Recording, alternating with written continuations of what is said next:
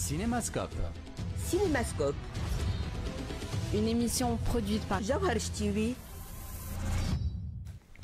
18h12, bonsoir et bienvenue à tous nos auditeurs et auditrices. Vous écoutez Cinémascope sur RTCI, votre émission du 7e art. Je suis ravi de vous retrouver pour ce tout nouveau numéro de Cinémascope et je serai toujours accompagné de Neil Adris. Aujourd'hui, nos invités sont la grande femme de cinéma, grande femme de théâtre, Fatma Saïden, qui nous fait l'honneur d'être présente avec nous. Aussi, on aura Mouneh Ben Hamed, coordinatrice générale du programme Ciné Chabeb. Mouneh, je suis désolé si j'ai écorché ton nom. Bonsoir Fatma.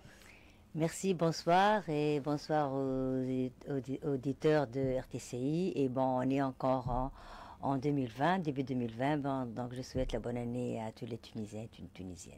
Bonsoir Mouneh. Bonsoir Jawhar, bonsoir à tous les éditeurs de RTCI. Bonsoir Neil. Bonsoir, bonsoir à tous. Je te dis bonne année Fatma. Bah oui, c'est pas encore fini. Bah oui, c'est pas encore fini, on est encore en janvier. Et toi Neil, est-ce que je t'avais souhaité bonne année? Mais je suppose qu'on l'a fait quand on a parlé de l'année 2019, cinéma 2019. C'est vrai qu'on avait fait une rétrospective du cinéma 2019. Alors nous sommes heureux de vous accueillir sur le plateau de Cinémascope. Alors on va parler de 7e art, on va parler de ta filmographie Fatma et du programme Ciné Chabeb avec toi Mouneh. Mais avant, place à la musique, puis on revient tout de suite après.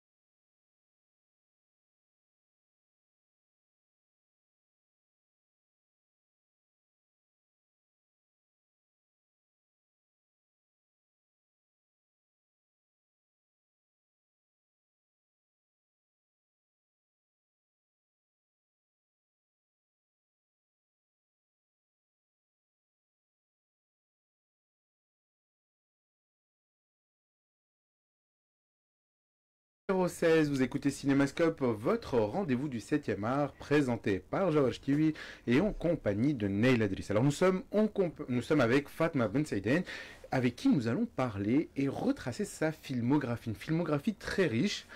Moi j'ai été surpris de nombre de films dans lesquels tu as tourné.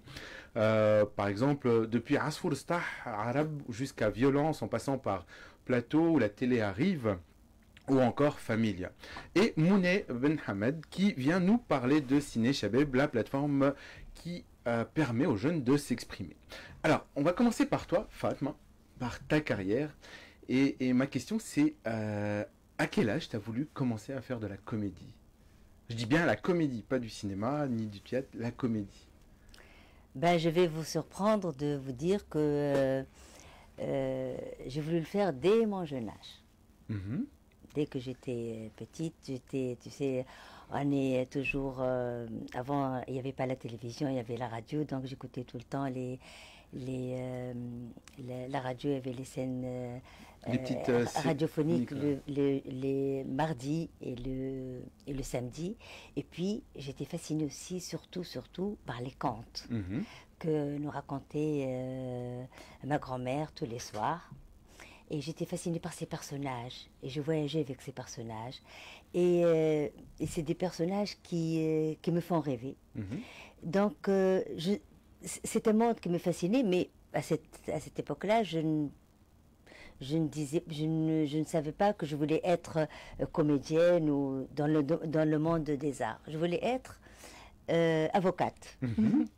Quand j'étais jeune, enfin quand j'étais petite, qu'est-ce que tu voulais faire? Je disais avocate. Et après, j'étais fascinée par mes institutrices. Mhm. Je voulais faire institutrice. Mhm. Et puis, bon, donc j'abrège puisqu'on a... Non, mais on a toute l'émission rien que pour ça. Et puis, de fil en aiguille, quand j'ai eu le bac, Mhm. j'étais à la fac, j'ai fait lettres arabes.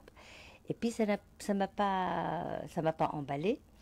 Et il faut dire que j'avais une amie, paix à son âme, Safia Farhat, m'a dit, Fatma, pourquoi tu aimes faire le théâtre, pourquoi tu ne t'inscris pas à l'Institut? Il y avait le centre d'art dramatique à l'époque. Et il m'a dit, tu peux y aller. De toute façon, à cette époque-là, il prenait les élèves à l'époque sans le bac. Donc, j'ai passé une audition orale, écrite, puis pratique, et j'étais admise. Et c'est comme ça que j'ai échoué dans ce monde artistique. Et comment tes parents ont pris cette vocation? Eh bien, malheureusement, à l'époque, et puis, bon, avant ça, c'est-à-dire avant le bac, j'étais à l'école de la rue du Pacha. Donc,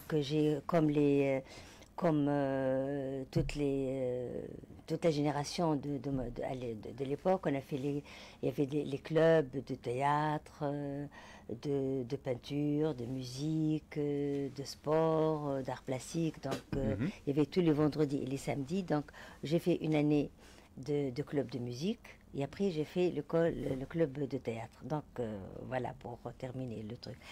Ben, j'ai pas eu de difficultés du tout simplement parce que j'ai perdu mon père à l'âge de 8 ans et ma mère avant le bac. Donc, je ne veux pas dire que ça m'a facilité la tâche, mais je suis sûre que ma mère, s'il était là, elle m'aurait encouragée parce qu'elle avait une ouverture d'esprit qui est fascinante. Moi, Anne, je vais faire une parenthèse finalement, parce qu'en fait, j'avais une question que je voulais vous poser, et là, vous me l'offrez pratiquement sur un plateau d'argent. Vous avez voulu être avocate, et vous avez une amie, si je me rappelle bien, qui est quand même assez pour les droits des femmes, un peu féministe. Et donc, ça rejoint très très bien parce que justement, moi, en 2011, après la Révolution, je me rappelle vous avoir vu dans toutes les manifestations, et surtout, pour soutenir les droits des femmes, toutes les valeurs humaines et sociales et progressistes et ainsi de suite.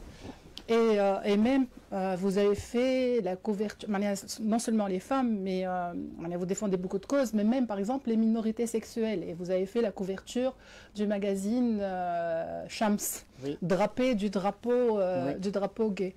Donc finalement, je me demande si vous n'avez pas quand même retrouvé votre vocation. Ça veut dire vous êtes comédienne et actrice, mais vous l'avez mis au service des causes en lesquelles vous croyez. Donc finalement, peut-être que vous avez fait les deux. Est-ce que c'est bien ça? Et en fait, est-ce qu'un artiste a aussi pour rôle de défendre ses causes? Évidemment. Évidemment. En tout cas, mon point de vue. Moi, en tant qu'artiste, je défends toutes les causes et c'est notre rôle. Et un artiste qui est homophobe n'est pas un artiste. C'est-à-dire, il faut défendre toutes les causes humaines, les opprimés. Moi, j'ai même fait une couverture pour les femmes, pour défendre les femmes battues. Bon, il y en a qui ont aimé, il y en a qui m'en ont voulu parce que, tu vois, elle était à moitié nue. Et parce que le titre, c'est Harry ou Warri. Donc, il faut montrer. Et tu peux pas montrer le bleu sur la peau couverte. Donc, il faut vraiment montrer la chair. Et donc, c'est la moindre des choses. Et quand ça vient d'un artiste, que ce soit dans tous les domaines, ça a une influence sur le public, ça a une influence sur la masse. Et moi, je les ai défendus avec toute ma conviction. C'est pas pour faire le show, là, pour dire voilà, Fatma Besséden, il faut montrer que je défends ces causes-là pour le show. Non, je l'ai défendu en étant convaincu, et surtout pour les minorités LGBT, parce que je me dis que c'est des Tunisiens qui ont le droit de vivre dans ce pays. Ils portent la carte d'identité tunisienne, et surtout je demande dans cet appel aux parents, parce que c'est les parents qui doivent être les premiers à les défendre. Parce que, je ne sais pas si vous avez vu, il y a le film, j'ai oublié le documentaire qui a été... Oui. Voilà. Under the Shadow. Voilà. Donc, tu as les mères qui rejettent, leurs enfants, et c'est pas normal. C'est elle qui l'a porté, c'est elle qui l'a élevé. Donc, elle doit être la première, avec le père bien sûr, à les soutenir. Et puis, il faut pas voir, donc c'est des êtres, je n'aime pas dire des êtres humains. C'est comme nous, donc ils ont leur vie, et ils ont le droit de vivre, et puis ils ont des capacités, ils peuvent être ingénieurs, ils peuvent être médecins, ils peuvent être acteurs, ils peuvent être, avoir accès même à des postes politiques, et pourquoi pas. Exactement. Donc ils ont le droit de vivre, il faut les défendre, et il faut vraiment, j'espère que ce nouveau gouvernement prend en considération ces minorités-là. Et donc, est-ce que vous n'avez pas peur, par contre, qu'une certaine partie du public vous en veuille ou vous rejette? Vous n'avez pas peur qu'il y ait des retombées négatives sur Non, parce que je suis consciente et je suis convaincue. Et le droit à la liberté, c'est pour tout le monde.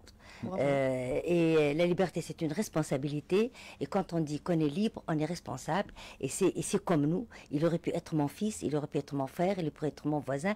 Et puis la mentalité. Et puis, moi, je me rappelle avant, il y avait des voisins à ma tante, dont un garçon était homo. Et j'étais fascinée comme il est bien accepté dans sa famille. Il était heureux. Alors qu'on voit dans ce film-là comment des gens qui se suicident, qui sont maltraités, et au lieu qu'il aurait pu être autre chose que d'être un clochard ou un criminel. Dans le film Narcisse, ils étaient un peu mieux acceptés. Oui. Il y avait dans le film Narcisse, il y avait dans le film Moi. Oui, effectivement. Et puis nous aussi en théâtre on a parlé de l'homosexualité.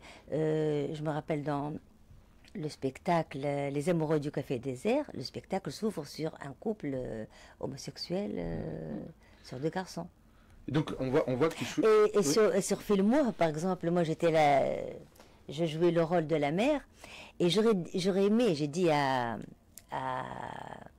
Esmehen, parce qu'au début, elle a rejeté son fils. Je dis, j'aurais bien aimé ne pas le rejeter. Elle m'a dit, Fatma, c'est le scénario. J'aurais dit, écoute, j'aurais dû... Ça donne une autre tournure à la problématique. Fatma, on voit que tu choisis tes causes, tu choisis d'être en avant pour défendre les causes qui te tiennent à cœur. Est-ce que c'est la même chose dans tes films? Est-ce que quand tu reçois les scénarios, est-ce que tu sélectionnes certains films ou chaque film est une nouvelle expérience pour toi? Non, je sélectionne parce que d'abord, je sélectionne, par nécessité. Parce que des fois, j'ai des propositions et comme moi, je me considère une femme de planche. Et bien que ma filmographie est plus longue que celle Qui est écrite sur Wikipédia. qui est que sur Le théâtre. Le théâtre, oui. Donc, des fois, je ne peux pas faire le film, mais j'ai choisi aussi les personnages et le sujet.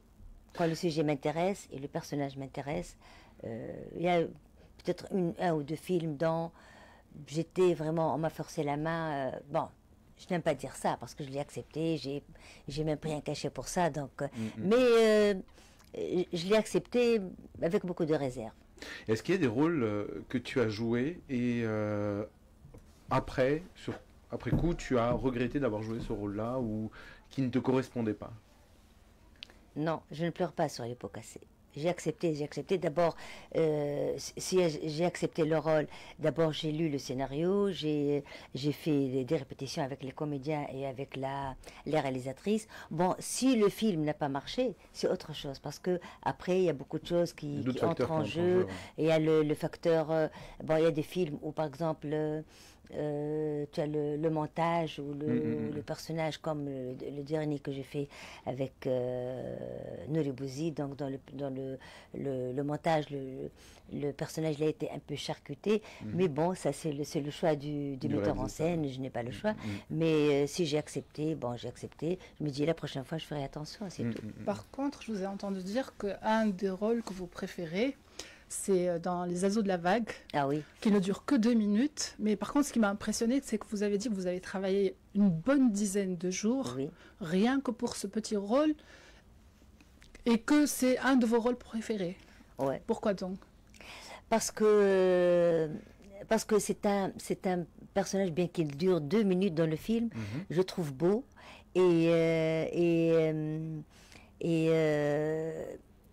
comment dire,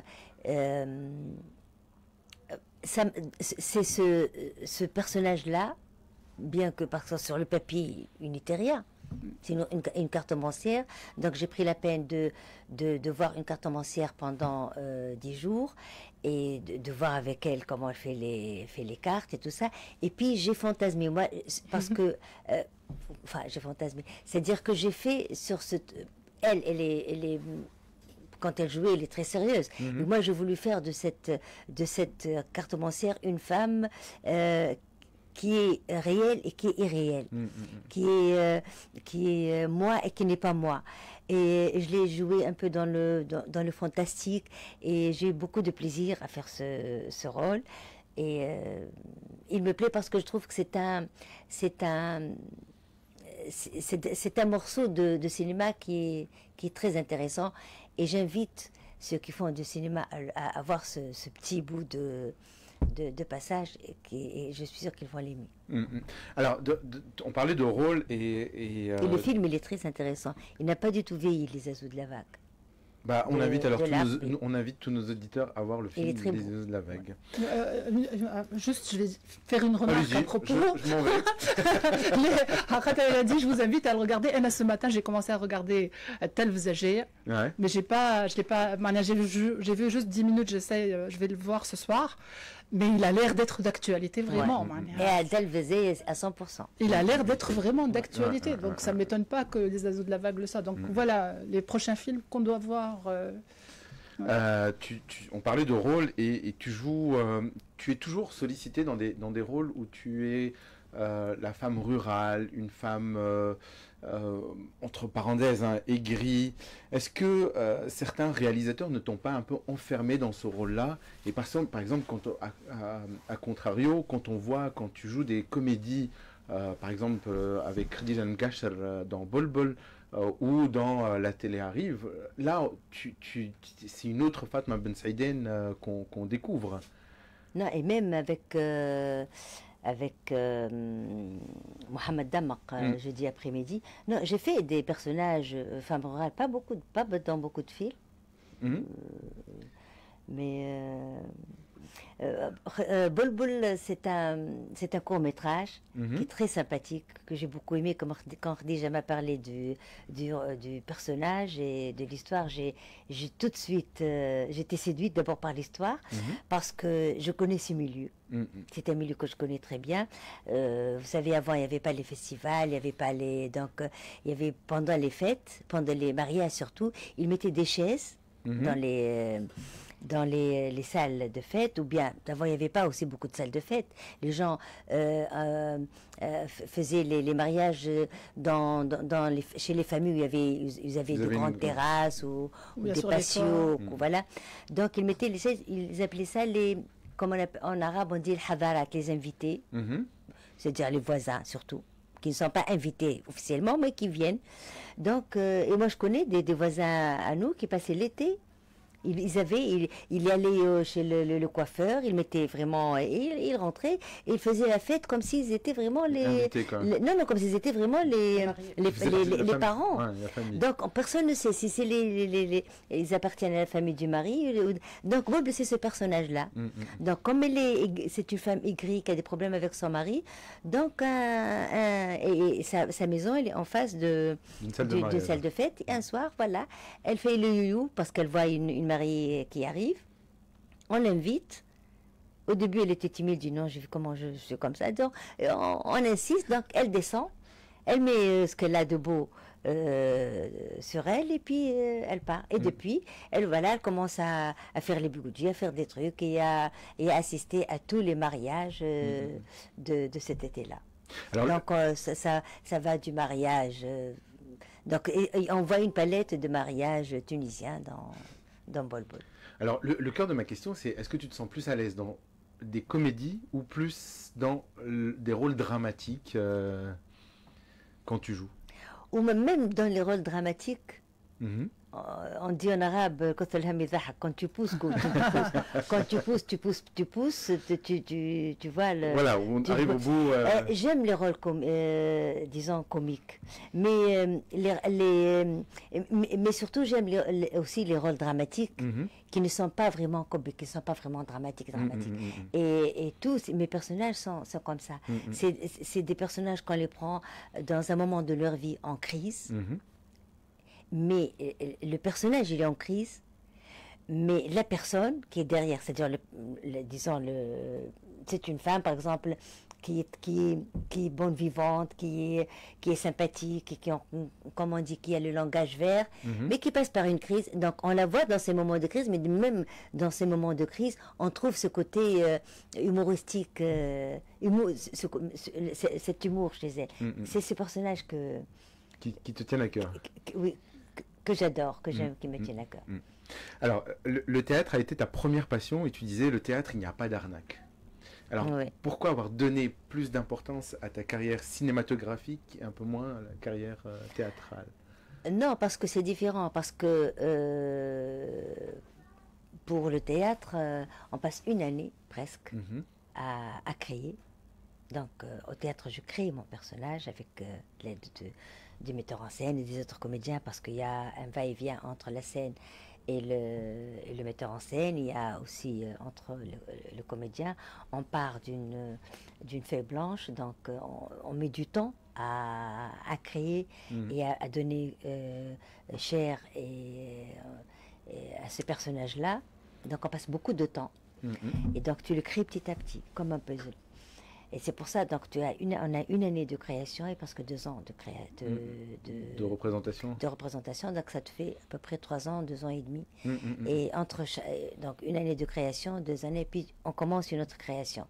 C'est pour ça qu'il n'y a pas beaucoup et le film, donc entre deux créations ou 3 créations, donc c'est surtout pendant les représentations, donc j'ai le temps de tourner. C'est 3 semaines. Le film, c'est 3 semaines, 4 semaines. Donc, sur ces 3 ou 4 semaines, j'ai 10 jours, 1 semaine.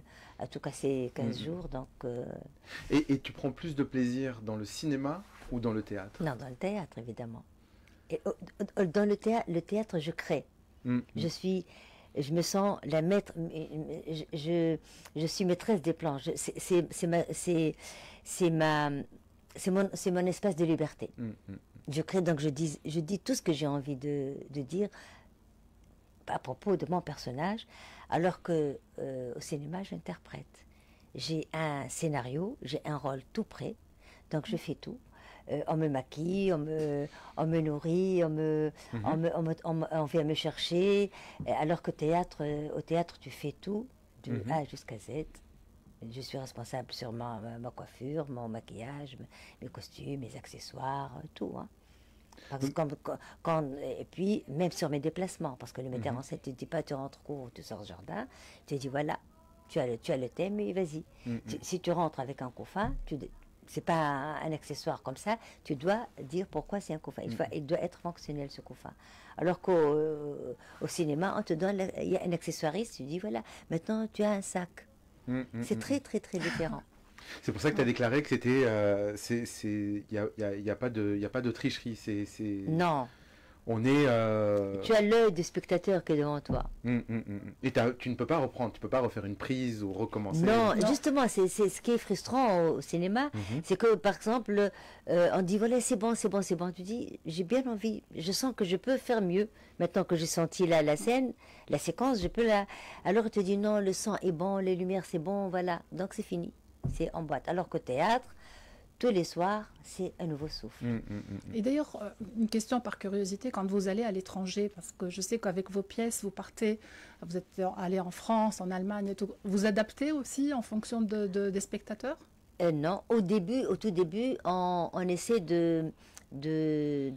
par exemple, de jouer franco-arabe. Pour faciliter.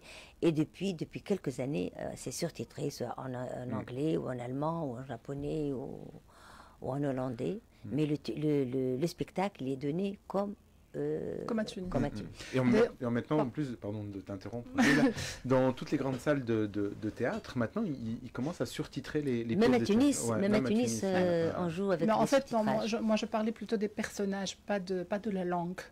Parce que justement, vous avez dit, finalement, vous créez votre personnage à chaque représentation, et donc parfois il peut être légèrement différent et tout. Mais quand vous allez à l'étranger, vous les gardez pareils ou bien vous adaptez? Non, c'est pareil. On fait attention pour ne pas heurter les cultures. Non, pas heurter. Parfois, peut-être qu'il y a des choses à expliquer qui sont mieux comprises par nous, les Tunisiens, qu'un Allemand ne comprendrait peut-être pas. Je sais pas. Non, mais on envoie le texte. Ah, d'accord. Et les Allemands essaient de trouver les expressions idiomatiques et tout ça. À propos de partir à l'étranger, j'ai une question qui vous vient de très très très loin, qui nous vient du Canada d'ailleurs. On fait un petit coucou à... Voilà, elle commence à sourire, elle se rappelle. On fait un petit coucou à Mathieu, donc Mathieu qui est un journaliste canadien qui est fou, mais alors c'est le fan l'énorme fan. On a trouvé ton fan international. Oui, et d'ailleurs il me dit, à chaque fois il me dit, quand tu la vois, tu lui passes le bonjour. Mais il faut qu'il vienne en Tunisie. Je lui ai dit, et donc comme il était au courant de cette émission, donc je lui ai dit, qu'est-ce que tu voudrais lui dire? Il demande si la pièce va au Canada, parce qu'il a bien envie de la voir, il est jaloux des autres pays. Et pourquoi pas le Canada? On a été au Canada en septembre. Mathieu a raté. On a été, mais j'aurais dû, vraiment, j'y ai pas pensé. Il est où au Canada, lui? Montréal, je crois. On n'était pas très loin de Montréal. Bon, la prochaine fois, la prochaine représentation. On était à Kitchener. Et à propos justement, donc je vais expliquer, Mathieu est un journaliste qui écrit sur un site qui s'appelle Film International, qui voulait donc faire une interview de Fatma Ben Saïdeh, et on a constaté qu'elle n'avait ni email, ni compte Facebook, ni Instagram, ni Twitter. Elle ne les connaît pas, elle n'en veut pas. Et donc, même l'email, hein. Et donc, ma question aujourd'hui, est-ce qu'aujourd'hui, un artiste, pourquoi donc vous êtes contre, et est-ce qu'aujourd'hui, un artiste n'a pas besoin de faire sa promotion sur ses réseaux sociaux, et deux, ça permet de rester en contact avec le public. Et donc, pourquoi pas vous? C'est vrai, le contact, oui. Ça, à chaque fois, je me dis, je dois m'y mettre. Je suis technophobe à l'arabe. Mais... je sais pas, moi je dis, voilà, quand Mathieu voulait me trouver, il m'a trouvé. Oui, Voilà. c'est vrai. Pas besoin de la techno pour Non, si, parce qu'il y avait moi au milieu qui avait la techno. Mais je regrette, Mathieu, j'ai pas eu la présence d'esprit. C'est parce qu'on est parti au Canada, alors que je le savais, j'ai pas du tout réfléchi à ça, parce qu'on était... pendant le départ pour le Canada, d'abord j'étais sur Dream City, donc j'étais trop prise par la performance, donc je travaillais beaucoup, et j'étais en répétition sur les 2 spectacles, donc je répétais sur le matin avec Dream City et l'après-midi, début d'après-midi avec pour le spectacle du Canada. Et puis je devais déménager, donc j'avais beaucoup de trucs. En espérant que Mathieu viendra en Tunisie. Mais encore, pardon, une autre question. Une autre question de Mathieu, mais qui est d'ordre un peu plus général par contre. Voilà, il a dit, et nous aussi d'ailleurs, on voulait poser la même question d'ailleurs. En fait, vous travaillez depuis 87, ça fait un bon bout de temps, donc vous avez travaillé avec les réalisateurs d'une certaine génération, d'une certaine époque, et vous travaillez encore avec les plus jeunes, qui Mehdi Amili par exemple dernièrement. Donc, est-ce que pour vous, il y a une différence entre l'ancienne génération et la nouvelle? Et puis, pourquoi et puis, bon, le cinéma tunisien, là, commence à avoir vraiment du succès à l'étranger. Il a pris son envol. Comment vous expliquez ce succès, justement? Donc, voilà, 2 questions en une. Alors, je vais continuer aussi. On rajoute une petite couche. Est-ce que le cinéma tunisien a fait sa révolution et il est en train de la faire? Si je peux résumer ma question.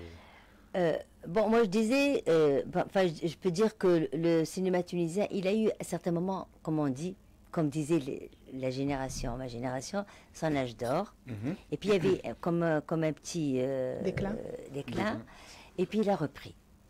Et c'est très normal parce qu'il ne faut pas oublier que comme au théâtre et au cinéma, d'abord il y a des écoles maintenant de théâtre et des écoles de cinéma, donc il y a beaucoup de sortissants de ces écoles-là. Il y en a qui vont à l'étranger, et puis il y a une nouvelle vague de jeunesse qui promet, comme Mehdi, comme Mehdi Barsaoui, comme Barsaoui, comme Bouchner, comme Kauthar, comme il y a d'autres aussi qui font dont j'ai oublié le nom, mais je l'ai, comme celle qui a fait Brodaoud, qui Mariam Joubert, qui était là la semaine dernière, et celle qui a fait aussi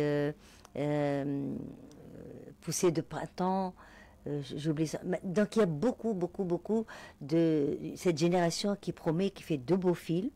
Et donc on est sorti des films d'auteurs qui parlent que de Tunis. Donc ces films parlent de nous.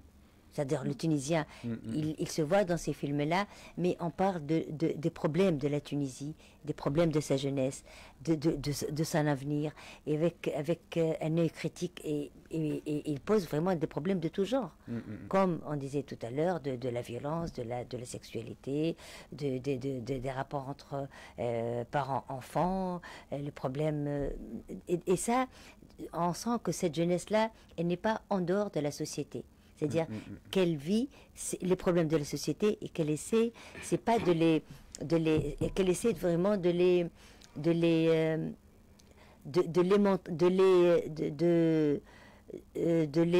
pas de les montrer comme ça, mais de les traiter. Et c'est des films qui sont bien faits, qui demandent beaucoup de réflexion qui poussent à réfléchir. Qui poussent à réfléchir. Et vraiment, ça promet. Et c'est une vague qui, j'espère, qu'il y en a d'autres qui vont aussi, d'abord dans les documentaires aussi, il y a de très... Moi, il y a les documentaires qui sont en train de faire sont vraiment très, très, très intéressants. Et j'espère que le cinéma tunisien commence... Moi, je ne suis pas comme le genre dit voilà, mais il est sur de bonnes bases. J'espère que le cinéma tunisien trouvera sa place parmi le cinéma mondial, et qu'on aura vraiment des Coppola et des Kubrick et tout ça parmi cette jeunesse-là. Tu parlais de jeunesse et la jeunesse, Mounet vient nous en parler dans le programme Ciné Chabeb. Et donc Ciné Chabeb, c'est quoi?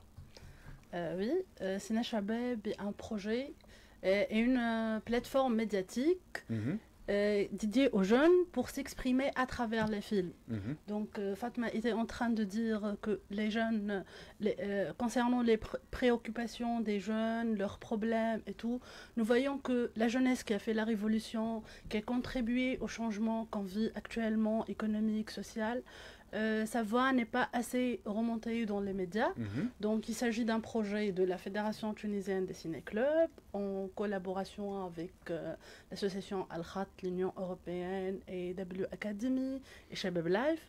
Donc c'est un projet pour production des films pour les jeunes Mhm. dans des zones défavorisées, donc les zones marginalisées, je dis, parce qu'il y a un axe principal dans ce projet et la décentralisation. Mhm. Aussi l'approche genre. Donc nous travaillons dans ce projet sur la participation de la femme dans l'industrie cinématographique. Actuellement, on ne voit pas beaucoup de femmes qui sont des directrices photo. On voit toujours la femme dans le département maquillage, accessoires, script, mais Décor. Mhm, mhm. décor aussi, assistana, mais on voit peu de femmes dans le son, dans le département image. Technique, ouais. Voilà, technique. Ce projet, il y a deux catégories concernant la cible de ce projet, les jeunes réalisateurs et aussi les animateurs des ciné-clubs de la fédération, de la FDCC. Donc il s'agit d'une production des films, Mhm. 6 courts-métrages, qui seront diffusés sur une chaîne de télévision avec un débat animé par ces animateurs. Alors, une chaîne de télévision publique ou privée? On ne le révèle pas. Actuellement, nous partons pour le public. Mhm. Actuellement, il y a des négociations avec la télévision nationale, mais vous savez, il y a toujours l'obstacle de l'administration et ça prend beaucoup de temps et nous devons commencer à tourner l'émission. Mhm. Donc, je n'ai pas encore l'information si ça sera sur une chaîne Nationale publique. ou une Voilà. chaîne privée. Et sur quelle base se fait la sélection, s'est faite la sélection des projets? D'accord. La première base, c'est la représentativité géographique. Mhm. Donc, la priorité était pour les zones défavorisées où il n'y a pas de maison de culture, où il n'y a pas un espace dans lequel on peut voir un film et débattre un film. Aussi, l'approche genre, donc des femmes et des hommes. Donc, et la tranche d'âge de 18 à 35 ans et le scénario. Donc on n'a pas demandé tout un scénario, c'était juste le synopsis et la note d'intention. Après, les jeunes ont suivi une résidence scénario avec un scénariste et un réalisateur. Donc nous travaillons beaucoup dans ce projet sur la partie formation. Mhm. Mhm. Donc on a démarré le projet à la ville de Medni. Donc même les formations y ont été faites dans ces zones-là. Donc on est parti à Medni, à Souessi, à Gasserine, à Sbitla, à Gebes. Donc ils ont suivi des formations en scénario, écriture scénaristique pour développer leur scénario. Et en analyse filmique, grammaire cinématographique, en production. Et il y avait un masterclass en jeu d'acteur avec Hélène Katsaras et Saber Bouzouita. Et aussi avec Emel Chehed pour les animateurs des ciné-clubs, pour les techniques journalistiques. Et une fois que vous les accompagnez tout le long de leur film, jusqu'à quel point? Oui. On les accompagne, on donne le matériel et aussi une subvention pour chaque jeune réalisateur. Donc c'est une petite subvention entre 3 et 4 000 dinars. Mais un accompagnement artistique et technique aussi. Donc il y a des directeurs photo, des ingénieurs son, des monteurs qui sont avec ces jeunes-là. Et moi toujours, bien sûr, avec les jeunes réalisateurs et les animateurs des ciné-clubs. Mais aussi, on essaye de les encadrer, les orienter. Et tout ça pour pour ouvrir un débat public, pour qu'on revoie encore les téléfilms dans la télévision, parce qu'on vise encore, notre cible aussi est le public tunisien, pour provoquer un débat social, économique, culturel surtout. Nous sommes une association de cinéma, FTCC, donc nous croyons que l'image peut changer les choses. Énormément. Oui, effectivement. Est-ce que je peux annoncer un festival? Oui, vas-y. Il y a un festival qui va être le 4, le 5 et le 6 février à la Cité de la Culture d'Al-Shia à partir de 15h. Il s'appelle Panorama, de court-métrage de Kamel Aouij. Donc j'invite tout le monde à venir voir ces courts-métrages et l'entrée est gratuite. C'est pas parce que c'est gratuit qu'il ne faut pas venir. Hein. Au contraire, parce que c'est gratuit, il faut venir. J'ai vu les films, c'est des très très très bons films. Alors moi j'ai une question, donc on invite les gens à venir, donc ça rappelle-moi Fatma 4, 5, 6 février. 4, 5, 6 février à la Cité de la Culture à partir de 15h à la salle Tal-Shria. Moi j'ai une question et j'avais commencé un peu à te préparer sur cette question-là.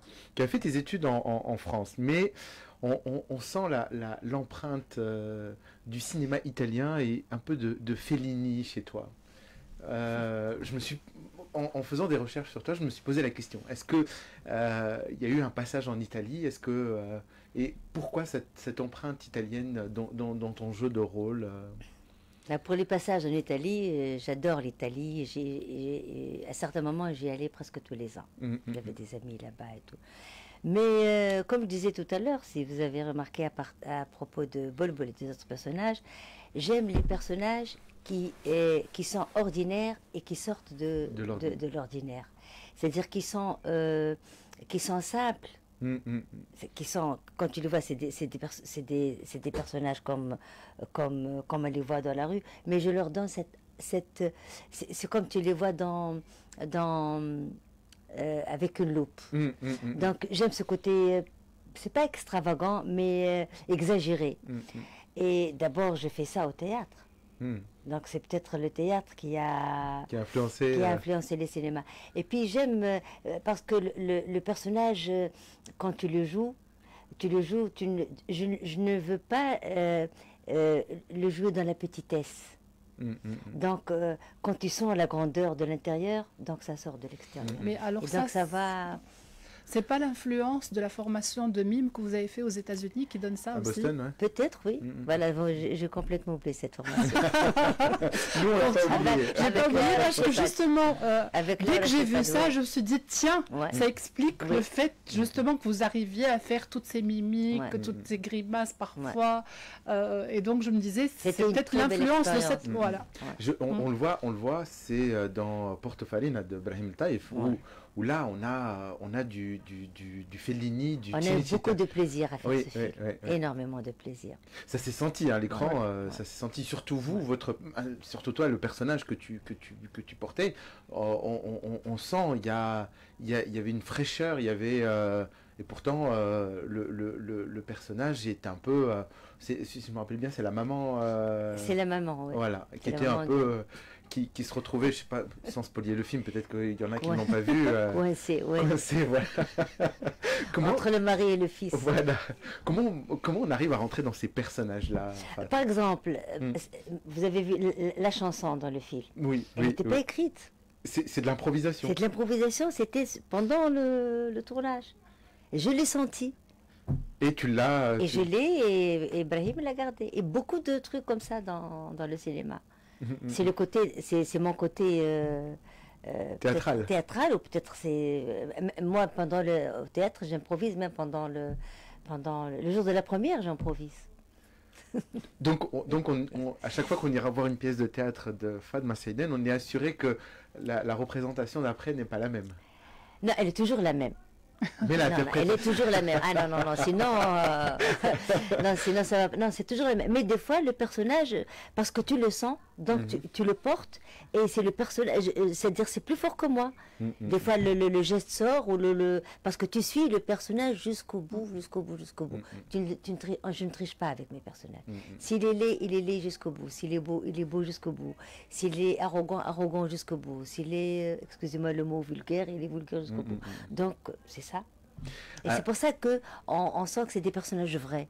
Justement, et je pense que tous les Tunisiens aiment Fatma Ben Saïdet parce qu'ils sentent cette sincérité. Ils sentent ça, Oui, c'est vraiment tellement sincère, les personnages. Bon, il y a cette sincérité, puis en plus, dans toutes nos familles, on a toujours l'un de ces personnages. On a toujours Voilà. cette tante, cette grand-mère, cette... toute. Voilà. Et tu leur donnes cette proximité, tu leur offres cette proximité envers le public. Alors, tout à l'heure, on parlait de nouvelle génération de réalisateurs qui est en train d'émerger, à l'instar de Abdelhamid Bouchner, comme on a cité, Mehdi Hamid, avec qui tu as joué, et plein, on en oublierait. Comment, moi, ma question, c'est, quand un de ces réalisateurs fait appel à toi, comment se passe la direction d'acteur? Après tout, tu as une, comment dirais-je, une expérience dans le cinéma qui est très riche. Et comment se passe cette direction d'acteur? Eh bien, comment se passe la direction d'acteur? D'abord, on répète avant. C'est-à-dire la direction... Je ne parle pas de... Techniquement parlant. On la pendant le connaît. tournage? Oui. Par rapport, Fatma Saïden, par rapport à un jeune réalisateur. Moi, je le dis, c'est très rare. Ils ont, par exemple, avec Mehdi, ça va, non, Mehdi, si ça va pas, je refais. Parce que j'ai besoin aussi, des fois, je dis, des fois, moi, je sens que la séquence, elle est bien faite. Des fois, je lui dis, Mehdi ou autre, hein, même quand je fais avec des... Mehdi, disons que c'est un film dans le cadre professionnel. Mais moi, je fais ça même avec ceux qui font les PFE. Ils sont étonnés, les étudiants. Je lui dis non. Moi, maintenant, je suis pas Fatma Ben Saïdet. Moi, je suis comédienne à ton service. Donc, moi, je sais comment je fais le rôle. Je vais l'interpréter. Mais est-ce que est-ce que en me voyant jouer, le personnage que tu m'as proposé, est-ce qu'il correspond à tes attentes?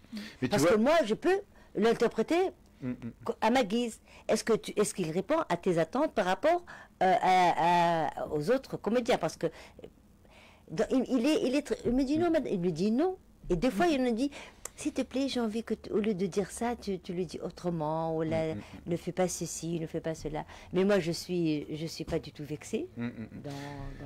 Fatma, merci, on est pressé par le temps. Tu vois, il nous aurait fallu 2 heures pour parler avec toi. Il est 18h58 sur RTCI, Cinémascope touche à sa fin. On se retrouve la semaine prochaine, même fréquence, même heure, toujours accompagné pour parler de cinéma et de 7e art. Alors en attendant, restez branchés sur RTCI. Vous pouvez aussi nous suivre sur la page Facebook, Instagram, et vous pouvez revoir le podcast sur la page et nous écouter sur l'appli. Au revoir et à la semaine prochaine. Merci beaucoup.